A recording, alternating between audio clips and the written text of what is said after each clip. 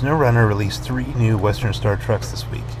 2 versions of the 47X vocational truck and a 57X highway truck. I started a new game to see how they do. The 47X is a slightly shorter version of the 49X, 111 inches from the bumper to back of cab versus 121 inches on the 49X. We have a 6x4 with a 36-inch low roof sleeper and a 10x4 day cab version in game now. Neither has all-wheel drive, just like the real-life trucks, and only the 6x4 has a locking differential. The 57X is a 72-inch raised roof sleeper version. It also has no all-wheel drive or diff lock, though diff lock is available on the real-life version. All the trucks start with highway tires. Now that I've found the garage, we can get playing. I'll quickly add a crane to this 57X and head out to deliver the farm tools. With the crane, no fifth wheel options are available. With the crane on back, it seems to be getting okay traction while pulling this trailer. I really don't want to pull too far into the farmyard. It's a muddy mess in there. Street tires, no all-wheel drive, and no diff lock can be a recipe for disaster. I forgot that I need to get the trailer into the cargo zone, not just the truck. Okay, that's better. On the way into the garage, I pulled this flatbed trailer full of concrete blocks up onto the road. We'll need these to repair the antenna and one of the bridges.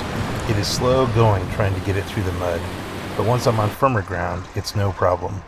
I've set up a loading zone here at the truck shop. Okay, time to get a second truck out here. I've sold all my other trucks except for the Chevy pickup, so I have a lot of cash. Changing it to this yellow-orange, adding a bumper with a little more ground clearance, and changing side fairings for a little more ground clearance, adding the low fifth wheel,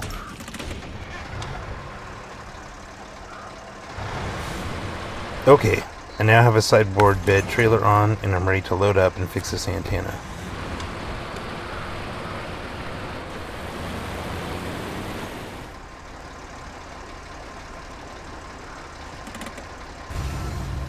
Ouch, that's a brand new truck, man.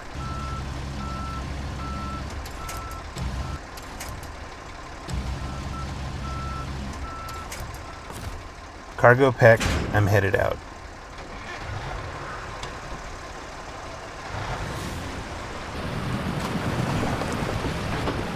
With close to a full load on, this truck works very well. I'm still spinning in the muddy bits, but I'm not having to winch.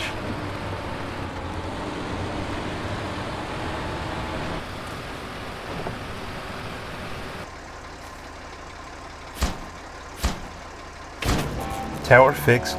Now headed back to town for more metal beams.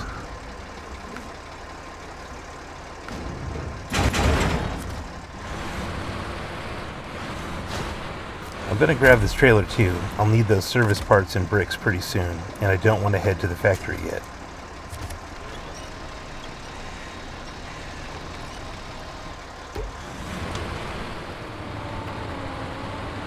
On the way back, having that full load really helps with traction. I was able to make the whole trip back without dropping the extra trailer to winch the truck.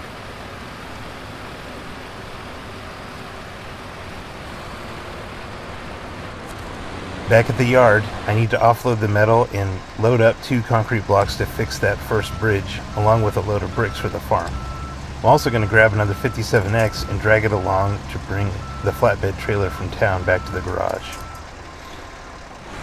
I didn't do any changes to the green one, just added a low saddle. I end up regretting this later. A quick stop at the farm to drop off bricks, then grab the green truck and continue on.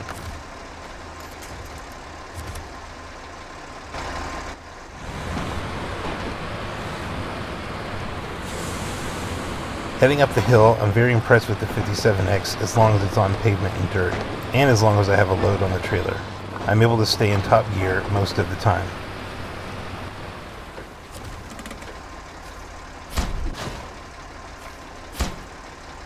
Stages 1 and 2 complete, now rank 3.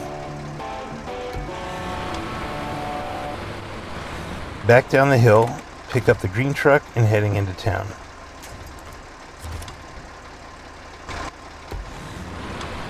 I'm going to make a quick detour here to pick up a load of wood. I'll need 2 for a bridge mission, 2 for a town mission, and 1 to help with the farm mission.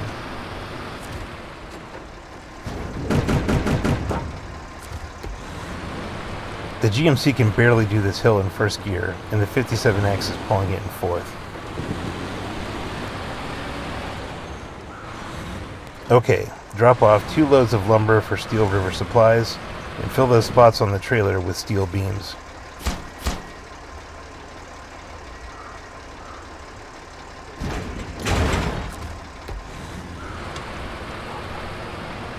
Here I begin to regret not changing the bumper on the green truck. I've driven through this water a lot with the 57X, but this is the first time in a truly stock truck, and it stopped me dead.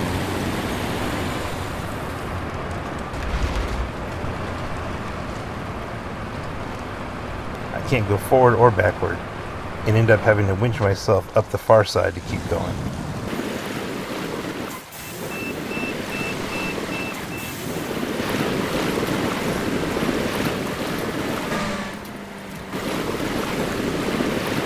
Back in town, I hook up to the flatbed, drag it down to the lumber yard, remove some cargo, and add a load of lumber. I'll need that for the farm mission.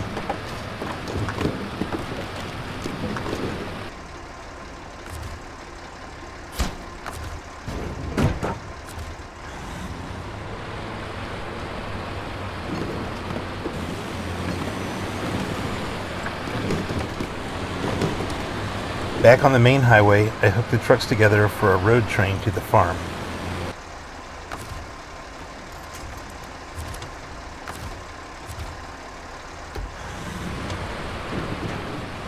This works pretty well on pavement, but eventually I drive each by themselves through the muddy bits.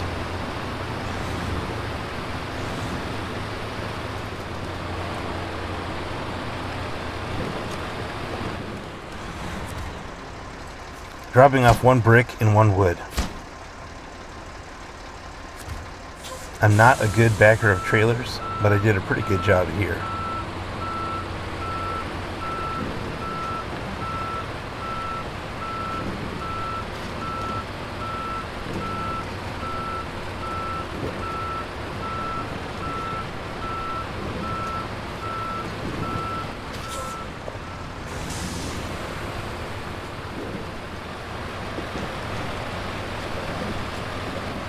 And final load for the farm, metal beams and a load of planks. Hooking the train back together, it's smooth sailing to the garage.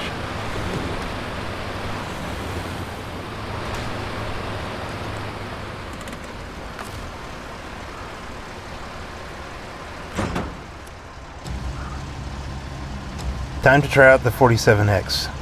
Now that the first bridge is fixed, I can head down to repair the wooden bridge and bring back the tanker trailer for the Steel River supplies mission.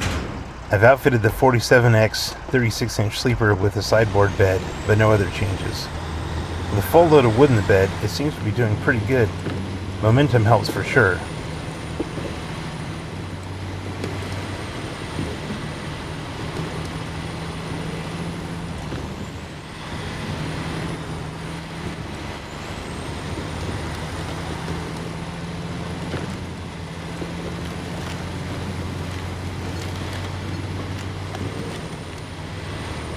Getting through this bit so easily surprised me.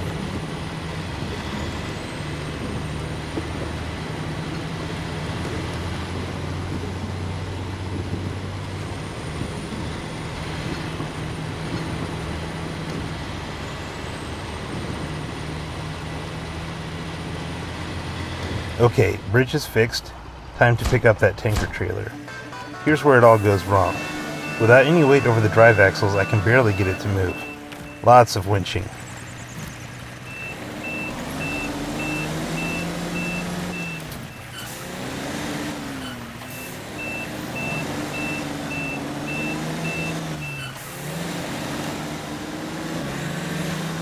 And even worse once I connect the trailer.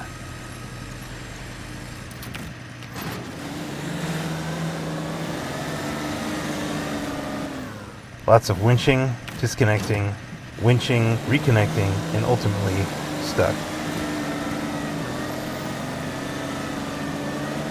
I've sped this up and cut a lot out.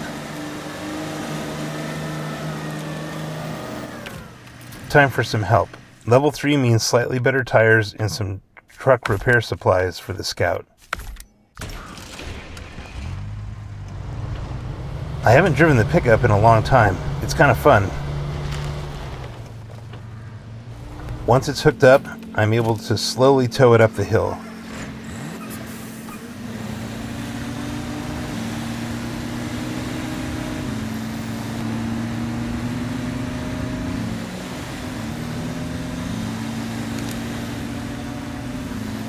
Once at the top, I try the 47X again, but it's almost immediately stuck.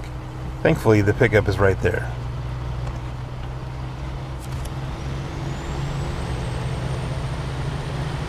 Back on pavement, the 47X is fine. I drop the trailer and head to the farm to pick up consumables for town.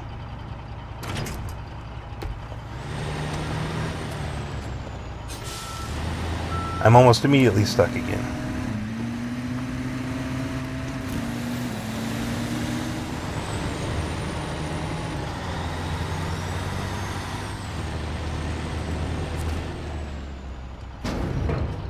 Eventually I get to the farm, and with some weight in the back of the truck, things are great for about 100 yards.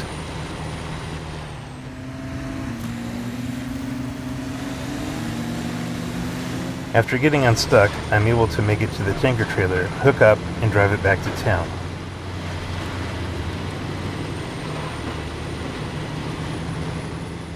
Only to be confronted by this creek. I didn't hit it at ramming speed, just smoothly entered and got stuck in the water. Nothing I can't winch out of. I like how the water cascades off the cab access steps there. I hadn't noticed that before. Very cool.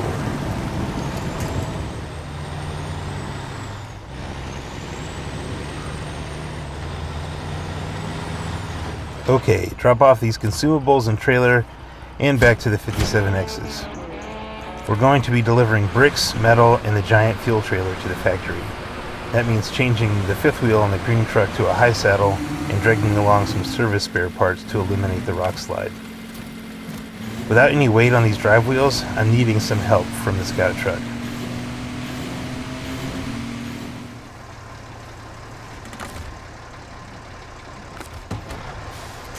I'll drive these hooked together as a train as much as possible. On pavement, I'm not slowed down at all, and I'm soon able to repair the rock slide.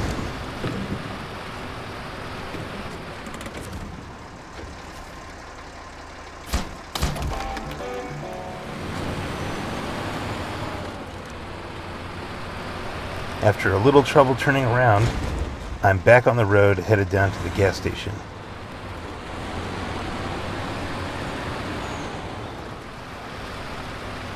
Downhill, this 57X can pick up a lot of speed.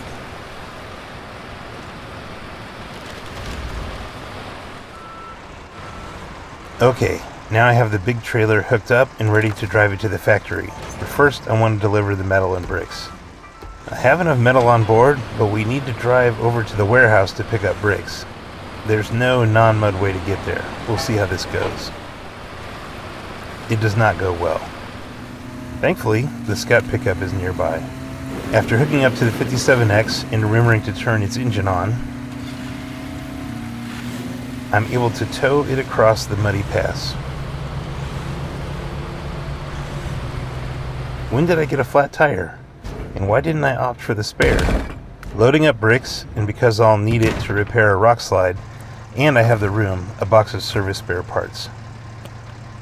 Speaking of spare parts, I'm glad I have spares on the Scout, allowing me to fix the 57X. A quick tow over the muddy road and I'm back on firm ground, headed to the factory. Thank you, little Scout.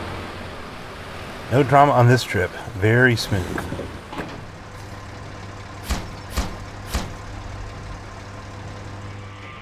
Okay, back to the green 57X.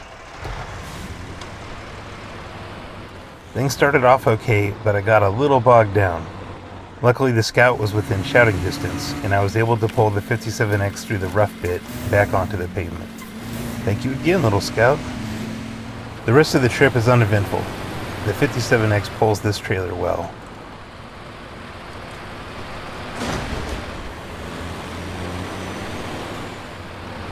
At one point I needed low range, but never needed to break out the winch.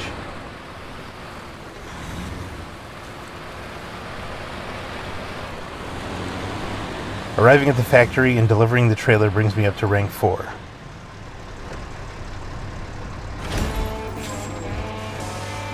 Here's an interesting quirk. I noticed that the cab back wall has a window, and you can see the driver honking here. But if you go into the cab and look at the back wall, it's covered by the upholstered Western Star W. I like the new trucks. They look great, the detail's amazing, and they might be too realistic. I understand that the real-life 47X doesn't have all-wheel drive, at least not yet, but to be valuable in SnowRunner, they really need it. Diff locks too.